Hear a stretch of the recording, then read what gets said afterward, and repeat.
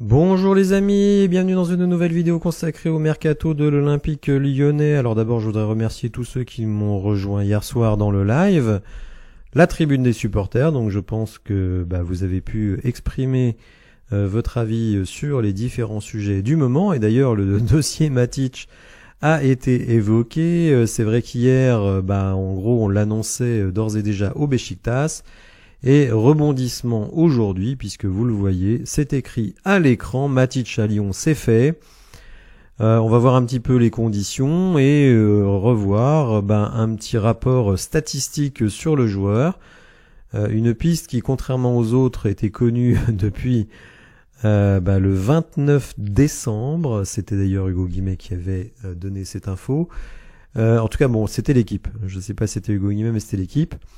Et les autres pistes, elles, sont sorties de nulle part, mais là, on va dire que ça traînait.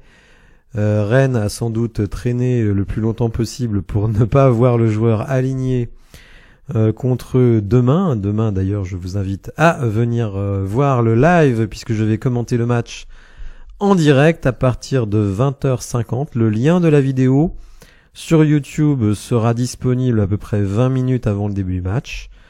Alors que sur Twitch, c'est simple, vous allez sur Twitch et vous verrez le live se démarrer.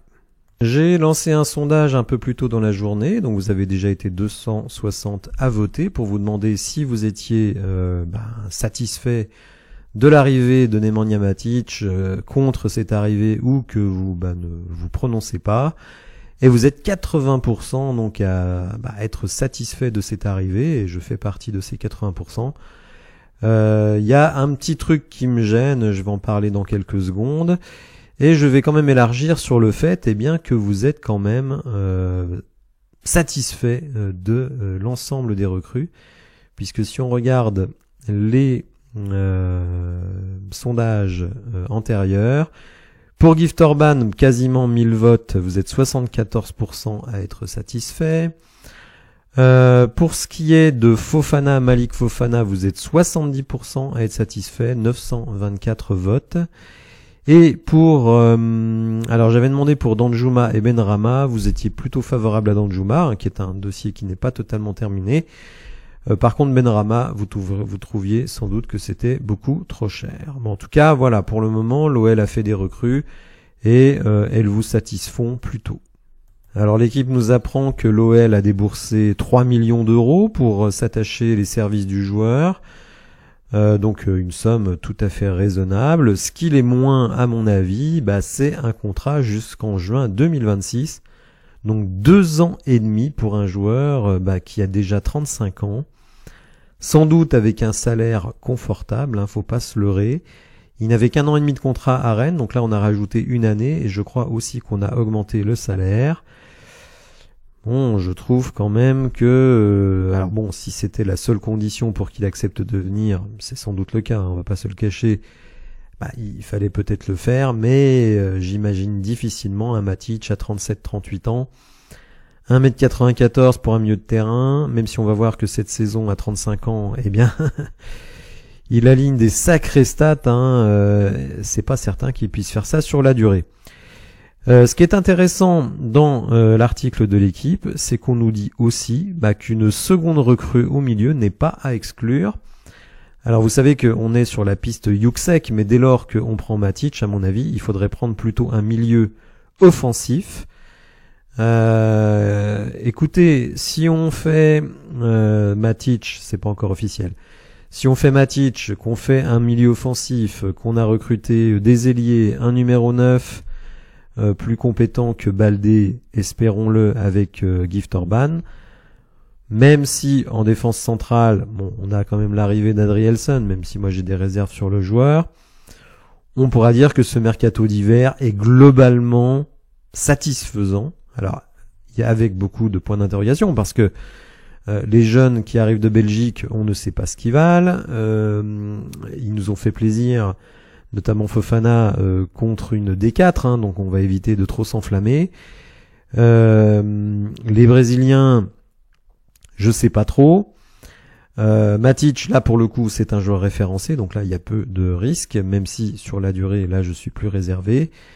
Donc on va attendre évidemment la fin du mercato avant de se prononcer, mais pour le moment on va dire ce mercato a du sens. J'aurais préféré des joueurs plus reconnus, mais il faut se dire aussi que si on prend des jeunes joueurs, c'est aussi pour améliorer la valeur marchande de notre effectif qui en a perdu énormément l'année dernière avec les départs successifs de Malo Gusto, de Lukeba, de Barcola. L'année d'avant c'était Guimarães et Paqueta. Donc en 2 ans on a perdu 5 joueurs à très très forte valeur marchande. Il était temps de reconstituer cet élément de notre effectif. Alors le site DataFoot, compte Twitter DataFoot, a fait un rapport sur Nemanja Matic avec quelques commentaires. Donc on voit que ce rapport est basé sur des statistiques par 90 minutes, toutes compétitions confondues en 2023, c'est-à-dire aussi ces statistiques à la Roma. Une note de 80 signifie meilleur que 80% des joueurs au même poste. Vous allez voir qu'il y a quand même des postes où il excelle, notre ami Matic.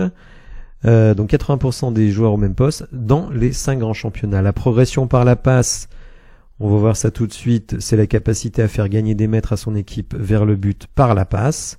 Création par la passe, c'est la capacité de trouver des passes, la capacité du joueur à trouver des passes qui créent des différences dans les derniers mètres et offrent des occasions. Progression balle au pied, c'est la capacité à gagner des mètres à son équipe vers le but adverse, balle au pied. Je pense que notre ami Akoukou, il doit être dans les derniers au monde. Élimination par le dribble, là, c'est pas la peine d'expliquer, on comprend tout de suite. Donc l'impact offensif, c'est un milieu défensif, notre ami Matic, donc évidemment, occasion de but 8, donc ça c'est pas terrible. But hors penalty, c'est pas terrible. Création par la passe 40%, mais ce n'est pas vraiment ce qu'on lui demande. Conduite de balle, progression balle au pied 73, donc ça c'est quand même très bien. Éliminer l'adversaire 95, donc vraiment il est dans l'élite des joueurs des 5 grands championnats à son poste, c'est pas que la France. Provoquer des fautes 58%, là aussi c'est pas ce qu'on lui demande. Activité défensive 40, là aussi c'est pas terrible, mais on a Maxence Cacré qui va faire tout le sale boulot. Pourcentage de duels défensifs remportés 91%, donc là on est dans l'élite. Duel aérien, même chose. Et vous allez voir que dans la construction, progression par la passe 81%, donc il est vraiment parmi les meilleurs. Touche de balle, idem. Je sais pas ce que ça veut dire, si c'est bien ou si c'est pas bien, mais 80 ça a l'air bien. Et limiter les pertes de balles, 65. Donc on a quand même un joueur là qui pour le coup correspond tout à fait à ce qu'on recherche, un joueur référencé, certes un peu âgé, mais qui va combler les nombreux soucis qu'on a dans le milieu de terrain pour construire le jeu. Moi je le vois bien avec Cacré qui va faire la récupération et Matic qui va s'occuper d'aller alimenter notre milieu offensif, parce que je pense qu'on va jouer avec un milieu offensif, nos ailiers ou nos pistons, vous savez peut-être si vous avez vu le live, si vous avez vu le live hier, que je milite pour un 3-5-2 avec un piston, deux pistons composés de Nuama et de Fofana, et 2 joueurs devant avec Lacazette et Gift Orban. On verra ça demain, et d'ailleurs je vous attends nombreux donc pour le live demain à partir de 20h50 pour Lyon-Rennes. Allez l'OL, bonne soirée à vous et on se retrouve très bientôt. Merci de m'avoir suivi, au revoir.